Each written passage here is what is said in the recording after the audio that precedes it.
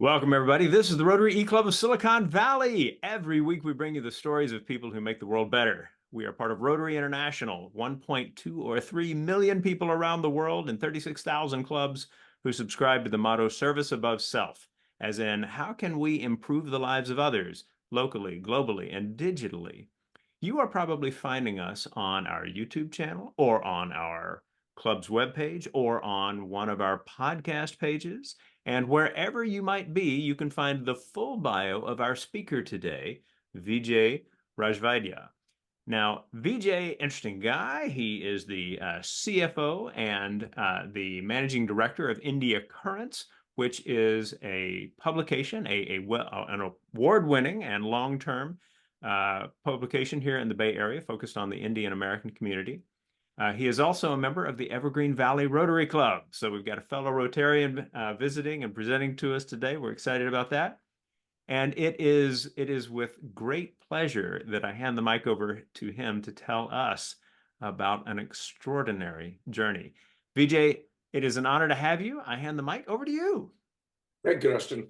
Good morning to everybody. My name is Vijay Rajvaidya. I am repeating it by habit. Otherwise, Rustin said it accurately, perfectly. And I live here in San Jose. I'm the member of Evergreen Rotary Club, as Rustin mentioned. And I have taken up this unique project of walking through the whole India, the complete country. It is over 6,000 miles long walk. So I call this walk of life. And this project is very unique and inspiring. I'm walking, as I said, over 6,000 miles, and it's taking me all over the country. It is from east to west, north to south, and you'll see the little more details of this as we go forward. Started it in 2022 in the month of May. By the way, month of May is a sizzling month in India. The temperature goes to 123 degrees Fahrenheit in that time. Yeah, it was a challenge, and I'll talk about it later. I have kind of structured this based on an event that happened, similar event that happened in 722 AD by a monk who actually did this walk for the similar purpose. So the structure and objective kind of are just contemporized version of the same thing that happened earlier. Here are the objectives. The first one, of course, as I mentioned to you, is about promoting literacy in India. Is a Rotary mantra of each one, teach one, by engaging directly with the schools in the remotest part of the region. This is a differentiation from the process, otherwise prevalent process of going through the internet and remotely connecting.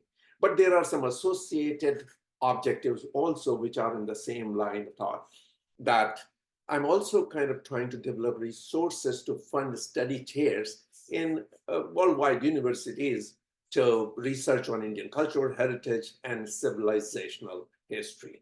But these two objectives bring one very important aspect, and that is I'm engaging more and more with senior citizens in the country.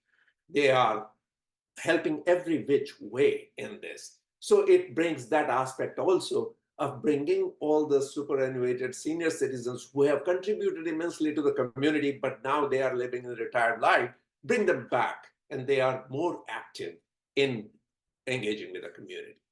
So the motivation of the project was exactly what I mentioned in the first sentence when I said I'm talking directly to these remotest schools and people in India on my route. Because despite all the communication channels and technology and everything, the best communication happens in person. I'm standing in front of these very, very remote schools and talking to the students, and more on that later on. There's another motivation. I am also paying back because I am the beneficiary of that system. I went to also very ordinary schools in India, free education, public school education. And I am kind of reconnecting and bringing back, because what I learned from there and reached where I have gained certain things that I'm trying to tell them back. And of course, the third one that I mentioned is I'm trying to get senior citizens who have been very active in their lives, but they are not reaching the same potential in re-engaging with the community.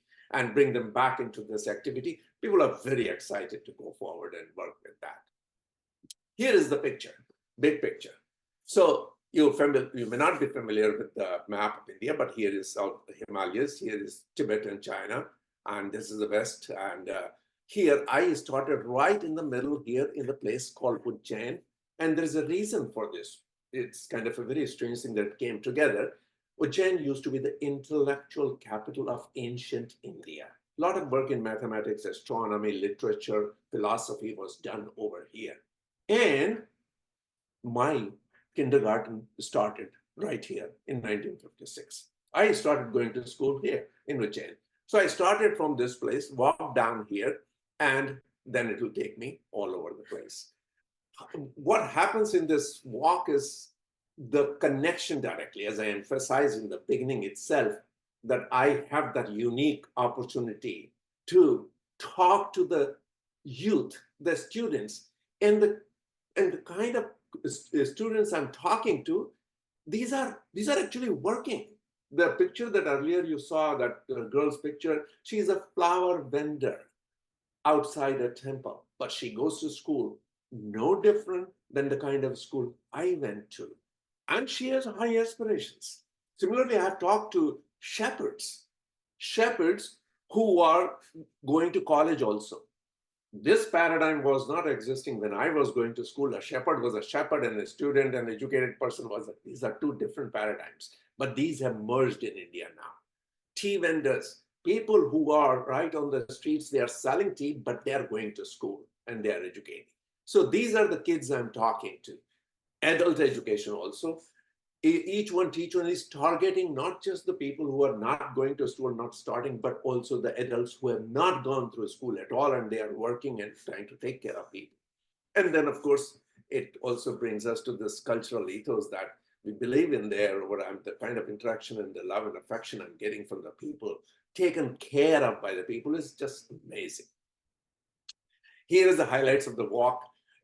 Of course, I explained to you that youth over there is very confident and very aspirational towards their future and very focused towards education. They want education. And they're participating in the economy also along with that. But it brings another thing also. I have passed through different sanctuaries, animal sanctuaries. I'm passing through, I'm not just interacting with the human beings, I'm interacting with the animals also. I passed through the lion sanctuary. I've been stalked by hyenas.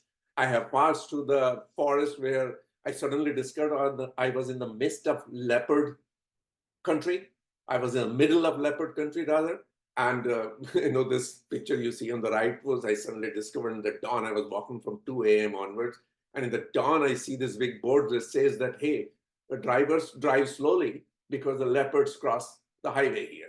So I have been to the wildlife, also been stalked, and there is the interesting part of it, which I don't have time here to go through in detail, but someday, more details, I can answer the questions. Here is my current status as of February 2018. February 18 is the last walk I started. I go, by the way, twice a year.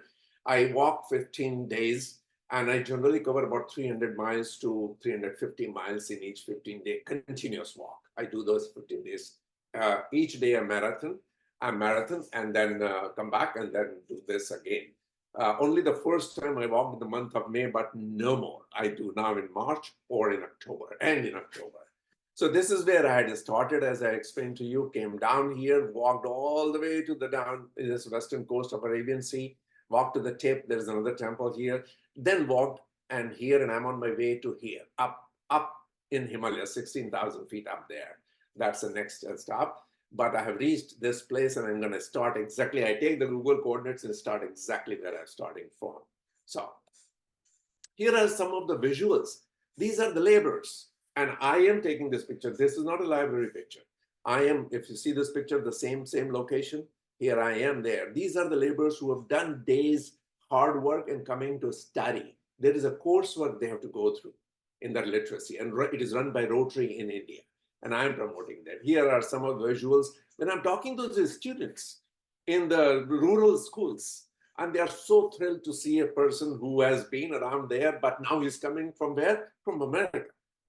all the way. So they're very excited in talking and discussing these things with me. Here are some of the pictures from the urban schools, because I'm passing through the cities also. It is not just only the rural India.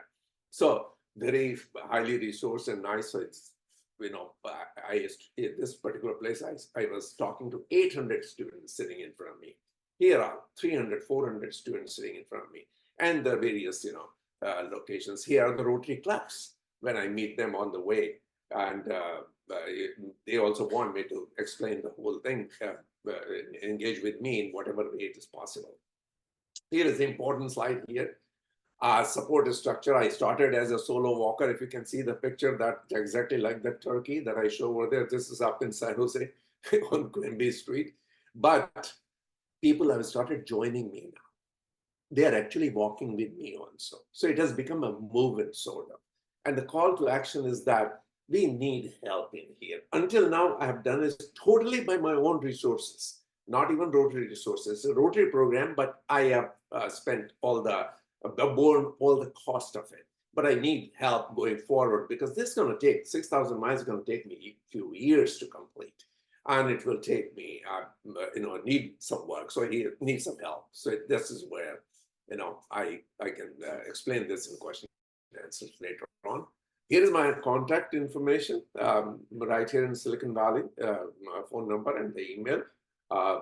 You can ask me any questions now or later, whenever you desire to. I think that's the time I had. Is that correct? Or we have some more time? I think it's okay. Well, good. Okay. All right. So I open it to the question answer, or Vijay, go ahead and just stop sharing your screen, and I'll pick it from there. That's what you asked me to do. Perfect.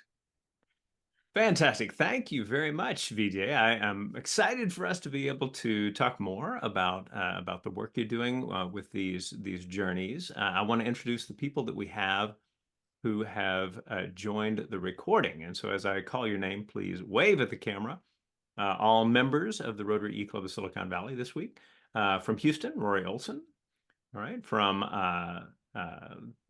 the eastern part of the state, Sacramento area, our president-elect and probably president, as you watch this, perhaps, Mike Kane.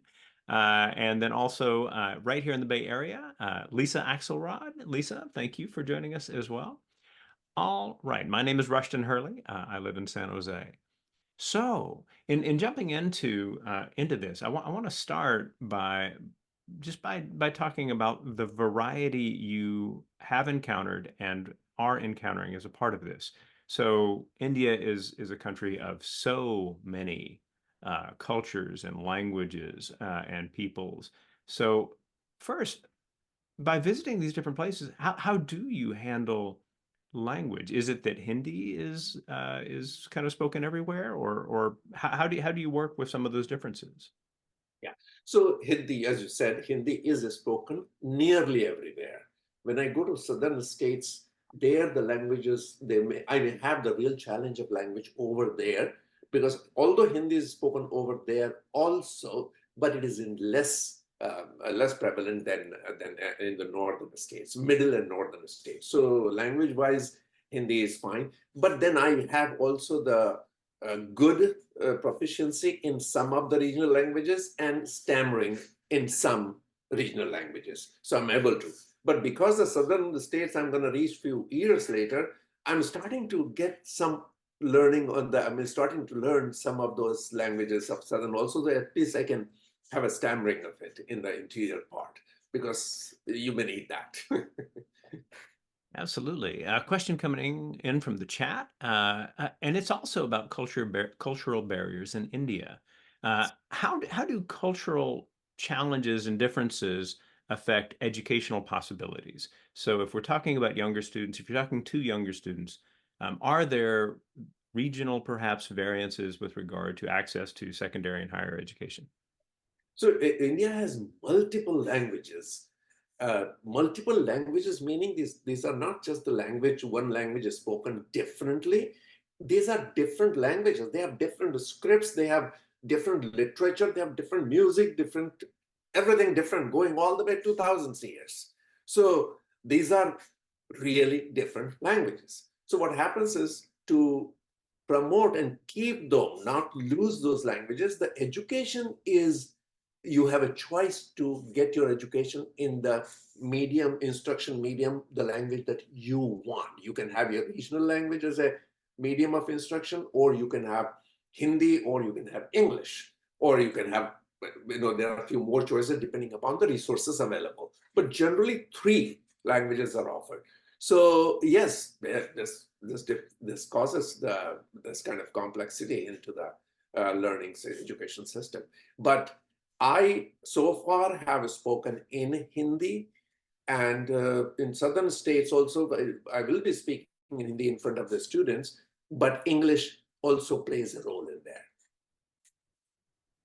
Is that choice that is offered within the educational system regarding language a barrier to getting more and more people into teaching? Or does that represent, a difficulty for people who might want to become teachers to do so, just in terms of having enough language skills to be able to operate within that system of choice? So I have not seen that this is so much difficult, because for one basic reason, or actually 2 reasons. One is the number of people available. There is an availability of people, right? It's a very, but now it's the largest populated country in the world now, right? That's one. Secondly, education had the emphasis culturally in India. So, and by the way, teaching was also very highly respected profession to have. It is from ancient times. The style of those schools, where we had the different kind of schools at that time, we call them Gurukul, where the students actually came and lived there in the dorms, and from the beginning, from the first grade onwards. So that tradition is there. So difficulty, if they are there, they are not significant. They are very insignificant. So I'm trying to remember exactly the number that was on the slide with regard to the miles that you've covered so far. Was it 690? So now I have covered over 1,000 now. Oh, okay. I just say over, I think about 1,200 miles I have walked already. Yes. So that represents many opportunities to get into different spaces, and even as someone who comes from India, who comes from rural India, who's been in the Bay Area, who works with a publication serving lots of different people from lots of different places in India, I'm guessing there are still interesting surprises in terms of perspectives that you've encountered as a part of the 1,200-mile journey so far. Can you share a story about a surprise that you've had along the way? Oh, yes, of course, yes. By the way, one comment on your question itself. I in India, I was already exposed to the diversity, in the sense that I was born in Mumbai, raised in different towns, also had occasional forays into the rural India. So I grew up all over, sort of, despite starting from a very, very urban origin. Went through this thing. So I was exposed to this. And by the way, that also involved distance. So culturally also, I was exposed to multiple cultures in the country. So that kind of comes with that. But as you talked about that difference, yes, it comes in every which way. Interesting thing. It's the flora, fauna, and people, and the whole biome. I mean, you imagine a person going from California, is used to the environment of California, suddenly ends up in some place in India, and then walks through another 300 miles, which makes you breathe every foot of that distance. So yeah, probably this is one of the things that is doing is improving my internal health. Probably that's I'm getting resistant to a lot of this, otherwise what people would call allergy. I'm coping with that part is there. But with people, challenges the people is the thing. There are pockets where I have been passing through the areas where remote areas, and as I said, that interacting with the local people over there who are more tribal in nature. By the way, there's a sizable tribal population in India, sizable. So they are also now very educated. They're getting educated, but they belong to tribe. They retain their tribal nature also. They're all integrated, but not losing their culture and all. So the interaction is different. Yes, absolutely, it is true. And their own, despite their differences in the religious practices or whatever they practice culturally, there is one thing underneath common, though, is that they welcome a guest. A guest, and this is uniform in the country, that guest is equated to God. So they say guest is like a God. So you treat them. So I am surprised. Knowing this, I'm surprised that I'm walking through. Multiple times I get stopped by people who just want me to have tea or coffee with them on their small shops around or homes. They want to come to their homes and share a meal with them. The first thing they do is always they want to feed you. They want to give you food. And many times there are vehicles passing by, and I notice them. There's somebody going in motorcycle. And then after some time, the same motorcycle is coming back. And that person has just walked, he's just seen me walking and passed by me. He comes back with some food. And he wants me to have that food. He brings fruits and snacks. And he said, you will need this. So amazing amount of this thing I have encountered. There's a lot of pictures I have to show that I couldn't put that in the presentation. Yes. there are lots of questions that are coming through. Okay. You spoke about the consistency of hospitality, and in the presentation about the consistency of the aspiration for education as well. Yeah. One question that came in was about the education, and to what degree is it mandatory, and to what degree is it elective, and does that change from place to place? So, if you have tea vendors and flower vendors getting college degrees as well, which sounds wonderful to me, is that a function of higher and higher mandatory educational requirements in the country? Mandatory education is similar to like US up to high school. And after that, it is your choice to go to the college education or not. But the difference that shows up between US and India is the cost of education. It is college education, university education is also not expensive. That's why there's there are people who are in the rural area, they're able to afford it. And there's a lot of help available, financial help, to defray even the limited cost, meaning at zero cost you can educate yourself. So in terms of this experience, I mean, this is an experience that is fascinating on so many different fronts. Lisa asked, are you planning to write a book about this, or have you started writing a book about this? You know, in one of the very rural schools, a kid came to me, an 11-year-old kid came to me and said, why don't you write a novel of this travel? Can you imagine that? The guy was very imaginative, creative. So yes, I'm writing the travelogue part of it, trying to record the whole thing also in various forms and shapes. I am serving a publication, so they publish and also do a lot of video chats and other things. And yes, so this thing is getting organized around that. Writing is yes. The answer is yes. Cool. Well, so at least the readers of the publication of India Currents will be some of the beneficiaries of your journey. In concrete terms, who are the other beneficiaries? You've talked about working with engaging the elderly and connecting with students. Are there formal processes for having people support your walk in order to support what's happening with club activities there or here?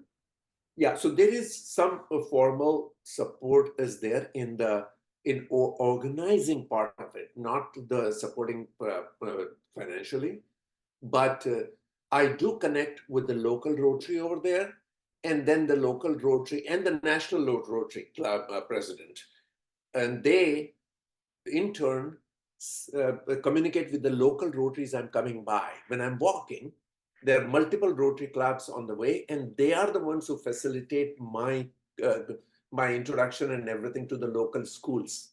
That's how I get to. I wouldn't know the schools on my way, and so these Rotary clubs are doing that, and we need help in because they actually conduct this. I am going and promoting the program, but the actual conducting the program is left to these local Rotaries, and they need the resources because there is a booklet. There is a small booklet that that actually has a curriculum in there that they want to bring the person a skill as the students a skill to basic reading, writing, counting, adding, subtracting, multiplying, and dividing. This basic fundamental, and there's a booklet, and they have to pass through the tests.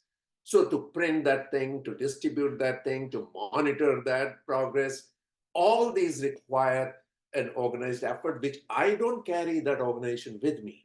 The local Rotaries do that.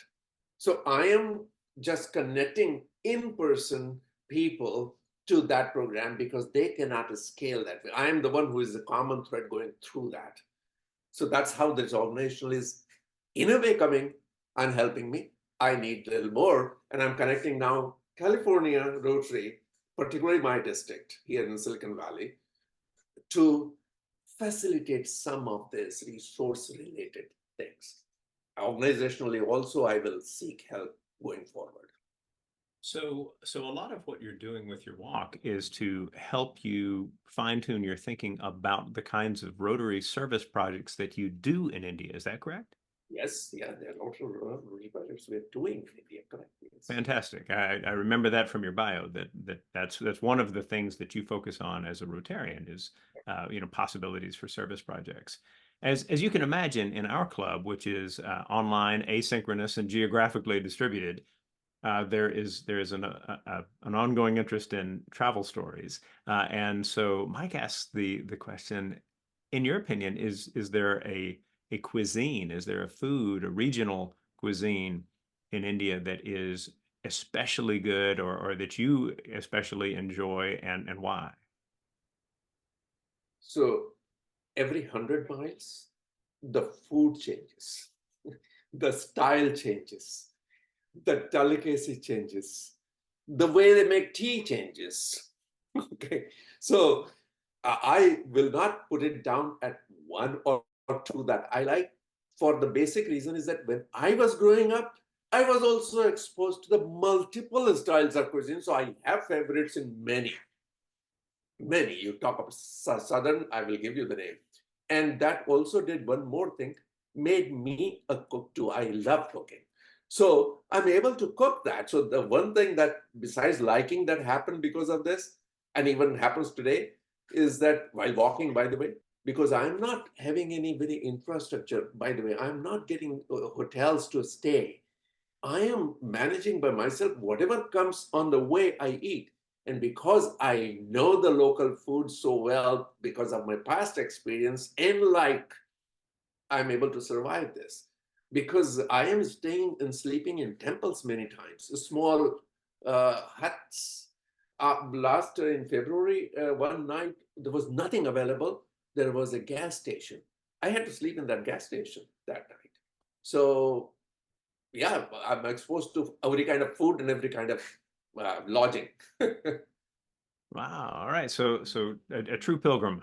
Um, Yeah. one of the things that we focused on in the Q&A is the variety of perspectives on Indian culture and Indian possibility. As you encounter these students who are at any level, because they're excited to meet somebody from outside of their area or outside of India or Silicon Valley specifically, do you see that they have ideas about the United States in terms of economy, politics, et cetera, that they regularly ask questions about that seem to be high up on their radar in terms of what culture must be like here? In a very rural school, I asked one question. I always start my conversation with the students with a question, with a conversation, not as a speech or anything.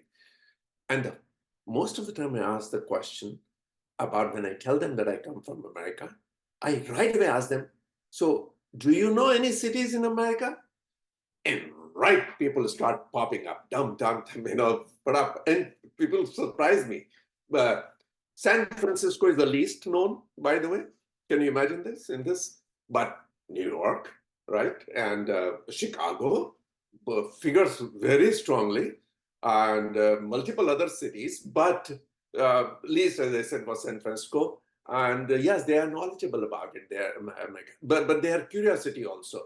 They don't understand the uh, citizenship laws or other things. So one girl, 10-year-old girl, asked me that you keep going back to US and come back. How do you get visas so many times? That was the question. But she knows that there's a visa requirement. This was from a village. She knew that you need a visa and it is hard to get it. She knows that also. So somewhere they are knowledgeable about things. Yes. How did you explain to her that you are an American citizen?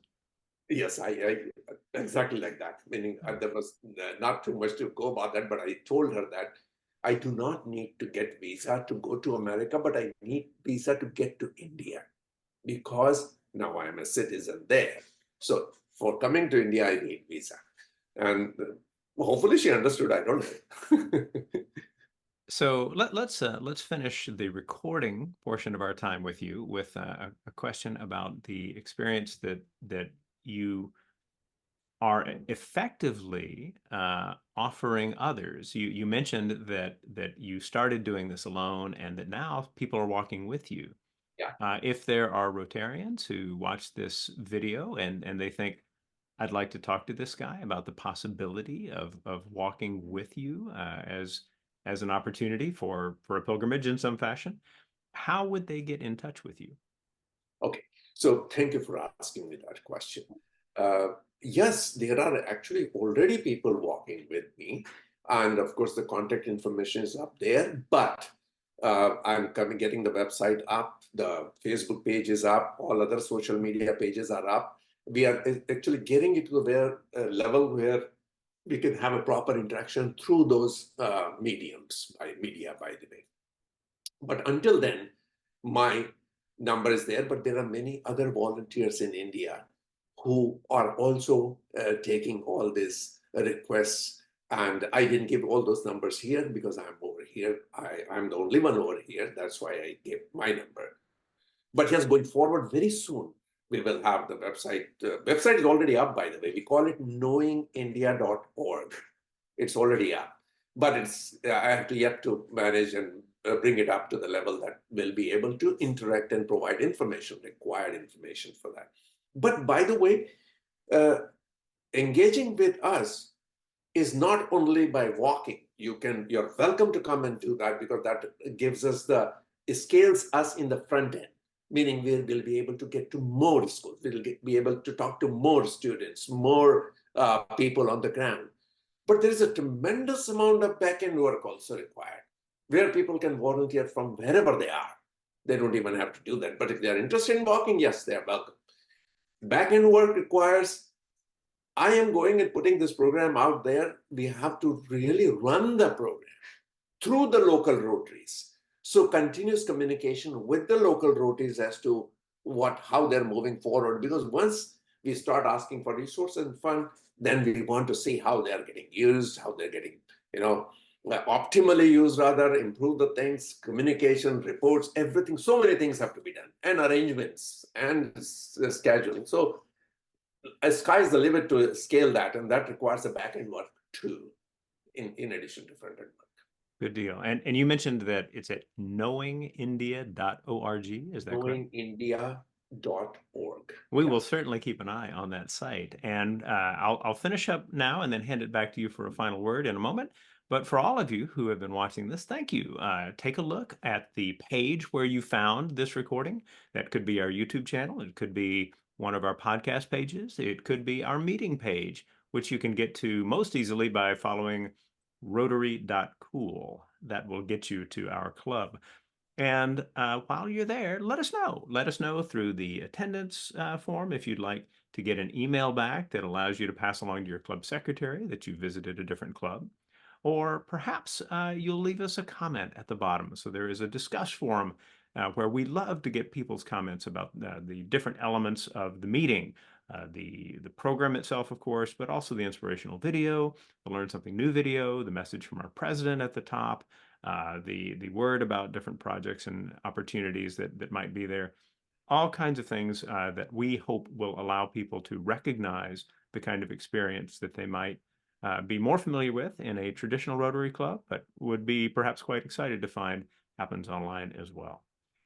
As we always like to do, we hand it back to our speaker for the final word. Vijay, what would you like people to have clearly in mind as they finish this video? First of all, I want to thank them for taking their time, weekend, morning, or whatever time it is in their location, and listen to this thing. I really appreciate that. And please take this task is a gigantic task because it can be scaled to there's no limit. And we have set a goal in India. The Rotary Club in India has set a goal of 100% literacy of the country by 2027. It's extremely ambitious goal, extremely ambitious goal. So any which way you can, any which way, even if you just talk about this to somebody else, is a service. Because then who knows, the other person may have resource or something that person can come and make some difference here. So I greatly appreciate you listening to this, paying attention to this, and taking it forward whichever way works with you. Thank you so much. Vijay, the pleasure is absolutely ours. Everyone, we thank you so much for visiting, and we hope we will see you again next week. Thank you so much.